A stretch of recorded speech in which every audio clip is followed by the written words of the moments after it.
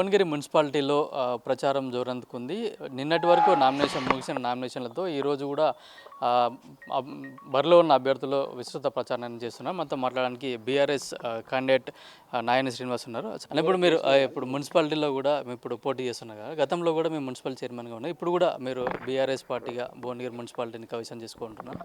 అదే కరెక్టే సార్ మీరు అన్నది. నేను 1987 ఎన్ఎస్యుఐ నుంచి నేను వర్క్ చేసిన. ఇక్కడ ఈ ప్రాంతంలో ఒకటే వార్డు ఉండే అప్పుడు ఎన్నో సమస్యలతో ఉన్న ఈ వార్డు కొరకు నిరంతరం ఆ పార్టీ జెండాను మోసి నేను ఆ పార్టీకి గుర్తింపుని తెచ్చడం జరిగింది. ఇప్పుడు ప్రజెంట్గా 2-3 సార్లు ఇట్లా ఆ పార్టీకి గెలిపించడం జరిగింది. ప్రతిసారి నేను పోటీకి వచ్చినప్పుడల్లా నన్ను వెన్నుపోటు పొడిచి పార్టీకి దూరం చేసిరు. అదేవిధంగా నా మిత్రుడు మా తమ్ముడైన రచ్చ శ్రీనివాసరెడ్డి గారిని ఇట్లా ఈ విధంగానే జరిగింది.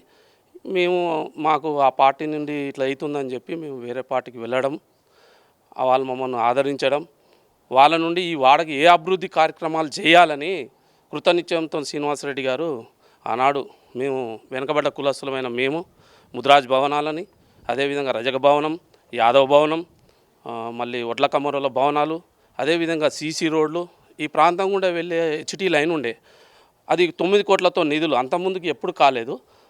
రచ్చ శ్రీనివాసరెడ్డి ప్రత్యేక శ్రద్ధ తీసి ఇది మార్చడానికి మనం మెయిన్ రోడ్ నుంచి చేయడం జరిగింది. ఇంకా ఎన్నో కళ్యాణ లక్ష్మి అనగా చాలా వేసిండు. అదేవిధంగా పెన్షన్లు చాలామందికి ఆదుకున్నాండి. కానీ మంచి వ్యక్తికి ఈరోజు జనరల్ కావాల్సింది బీసీగా వచ్చింది. నన్ను గుర్తించిండు. నేను మారిన తర్వాత మారిన తర్వాత ముగ్గురికి నిలబెట్టి టికెట్లు ఇచ్చి మీరు పోటీ పడనన్నా, మీరు నిరంతరం కష్టపడ్డ కార్యకర్తలు, మీ భార్య ఉన్నతమైన చదువులు చదువుకుంది, గ్రూప్కి ప్రిపేర్ అయింది, మీరు లాంటి వాళ్ళు మీరు సేవ చేయాలి, ఆదర్శంగా ఉండాలి, వాడకు లేని వాళ్ళని గుర్తించడం, లేని వాడిని నేను నిలబెడుతున్నా, మీరందరూ వెళ్ళండి, ప్రజలలోకి వెళ్ళండి అని చెప్పడం జరిగింది. పైలశేఖర్ రెడ్డి గారు ప్రత్యేక శ్రద్ధ మా వాడ మీద చూపించారు. మొట్టమొదటిగా వాళ్ళకి మేము కృతజ్ఞత తెలియజేసుకుంటున్నా. దానికి కార్యదీక్షుడు ఆంజనేయ స్వామి ఏ విధంగా ఉంటాడో పైలశేఖర్ రెడ్డికి రచ్చ శ్రీనివాస్ తమ్ముడు ఆ విధంగా ఉండి నా వాడకు ఎన్నో అభివృద్ధి కార్యక్రమాలు చేసిండు. వాళ్ళకి కృతజ్ఞత తెలియజేసుకుంటున్నాను. వాళ్ళు టికెట్ ఇవ్వడం వల్ల అందరికీ ఒక పేదవాడికి ఇచ్చి నన్ను గుర్తింపు వచ్చింది. నేను అందరి తరపున ఈ వాడ తరపున పైలశేఖర్ రెడ్డి గారికి, శ్రీనివాసరెడ్డి గారికి, కిరణ్ గారికి, మా నాయకులందరికీ కృతజ్ఞత తెలియజేసుకుంటున్నా. మేము ప్రధానంగా ఈ వార్డులో ఉన్న సమస్యలు ఏంటి, ఒకవేళ మీరు గెలిచిన తర్వాత వాటిని ఏ విధంగా తీరుస్తారు? ఇప్పుడు అండర్ గ్రౌండ్ డ్రైనేజ్ కొంచెం మిగిలి ఉందండి. అదేవిధంగా ఈ శ్రీనివాసరెడ్డి గారు అంత ముందుకు ఇప్పుడు మాకు ఇక్కడ ప్లేస్ అనేది లేదు.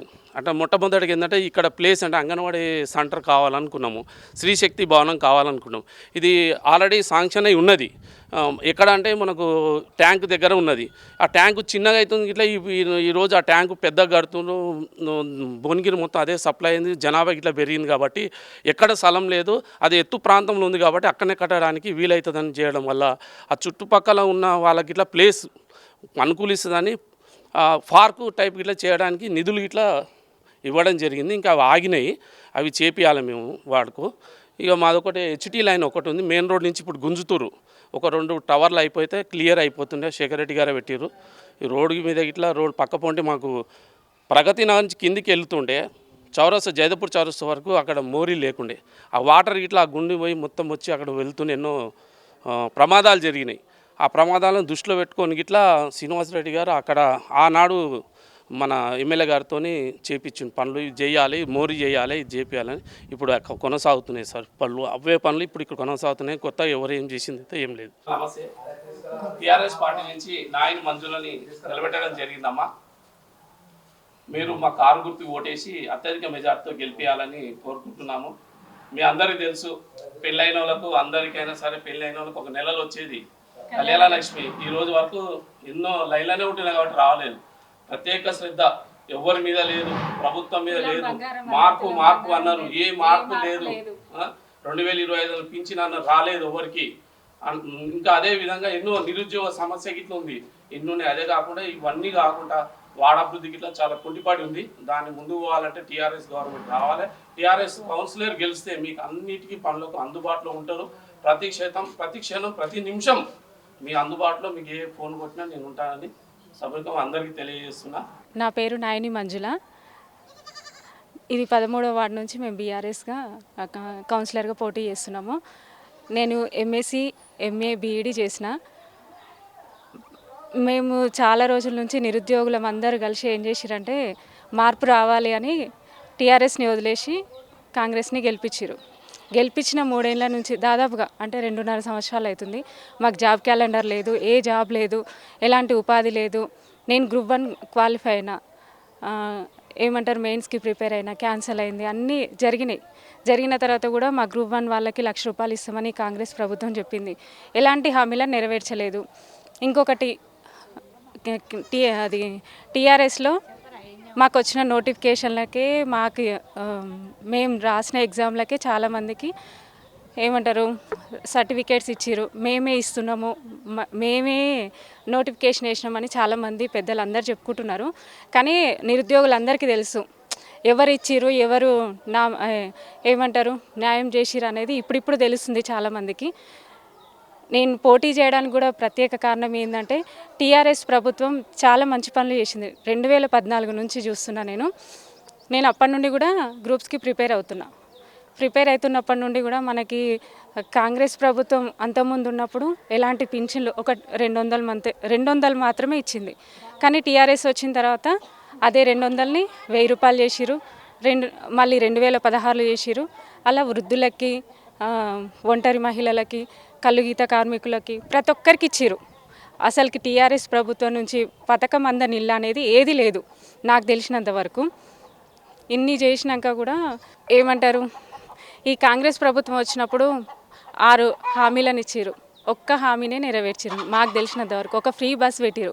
ఫ్రీ బస్ పెట్టడం వల్ల ఎవరికి ఉపయోగం లేదు. మాకు నిరుద్యోగులకి జాబులు కావాలి, జాబ్ క్యాలెండర్ కావాలి. ఒంటరి మహిళలకి ఉద్యోగ భృతి ఇస్తా అన్నారు, అది ఇవ్వలేదు. పెన్షన్ ఇస్తా అన్నారు, పెన్షన్ని 4,016 చేస్తామని అన్నారు. ఇంతవరకు ఒక్క హామీ కూడా నెరవేర్చలేదు వాళ్ళు. ఏమనంటే మన సీఎం గారు ఏమంటారు, నన్ను ఘోషినా కానీ నన్ను ఏది చేసినా కానీ నా దగ్గర డబ్బులు లేవని చెప్తున్నారు, ఓపెన్గా చెప్పేస్తున్నారు. మరి ఏమంటారు, నేను ఒక్క క్వశ్చన్ అడుగుతున్నా సార్. నేను చదువుకున్న వ్యక్తిని, అసలు డబ్బులు లేవంటారు. మొన్న ఫుట్బాల్ మ్యాచ్ కోసము మెస్సీ గారిని పిలిపించారు. దానికోసం 100 కోట్లను ఎందుకు ఖర్చు చేసిరు సార్? ఒక్కసారి ఆలోచించండి. ఎందుకు? దానివల్ల యూజ్ ఏముంది? మళ్ళీ అట్లనే అడుగుతున్నా, ప్రపంచం నుండి అందగత్తలు చాలామంది వచ్చిరు. వాళ్ళందరికీ మన ఇంటి ఆడపడుచులకి 1 తులం బంగారం ఇవ్వలేదు, కానీ వాళ్ళకి 30 తులాల బంగారం ఇచ్చిరు. ఎవరు ఇవ్వమన్నారు? అది ఎవరు పైసలు ఇస్తున్నారు, ఎవరు డబ్బు ఇస్తున్నారు? అదొకటి నేను అడుగుతున్నా. అందుకే నాకు అన్యాయం జరిగింది. ఎందుకంటే నేను 3 సార్లు గ్రూప్ 1 క్వాలిఫై అయినా, ఎంతో కష్టపడ్డా, దాదాపుగా 10 ఇయర్స్ నుంచి కష్టపడుతూనే ఉన్నా, నాకు ఎలాంటి ఫలితం రాలేదు. అందుకే నేను బీఆర్ఎస్ నుండి కౌన్సిలర్గా పోటీ చేస్తున్నా. ఈ వాడ కోసం ప్రతి క్షణం పనిచేస్తాము. అన్ని ఏ సమస్యలు ఉన్నా అన్ని ఎంక్వైరీ చేస్తున్నాము, అన్నిటినీ సరి చేస్తాము. మాకు ఒక్క అవకాశం బీఆర్ఎస్ నుండి కౌన్సిలర్గా గెలిపించాలని ఈ వాడ ప్రజలందరినీ కోరుకుంటున్నాను. ధన్యవాదాలు.